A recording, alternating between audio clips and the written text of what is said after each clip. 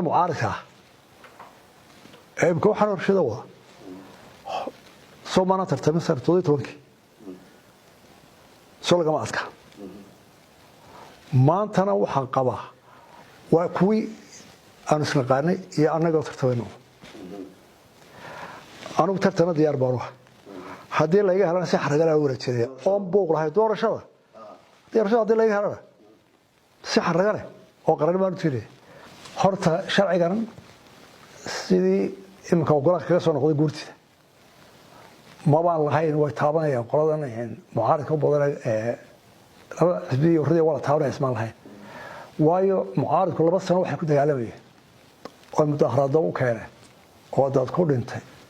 oo waxaan buuqa loo sameeyay oo odayaashu soo dhaxgalay waa buuqi mucaaradka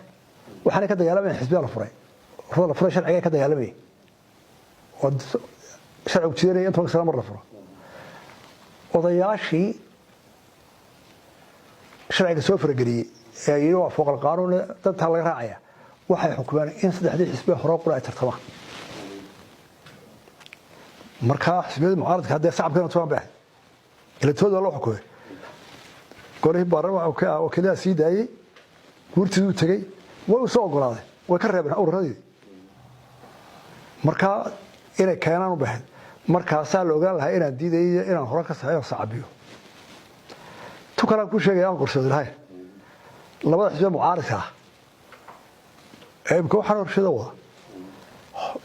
Soomaaliya tartamay sartooday tobankii soo laga ma adka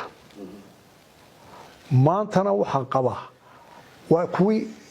aan isla qaanay iyo anaga tartamayno anigu tartana diyaar baan u hadii la iga helan si xaragala wareejinaya oo buuq lahay doorashada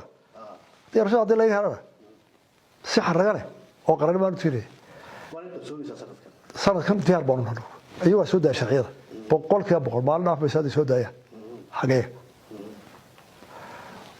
kolka xisbiyadan horena waa soo arag ku doodo ciyaar boorka iska jafeen way ka dareen tadamana haday ku guuleystaan boorka waa yar rashid ma jirto laakiin iyagu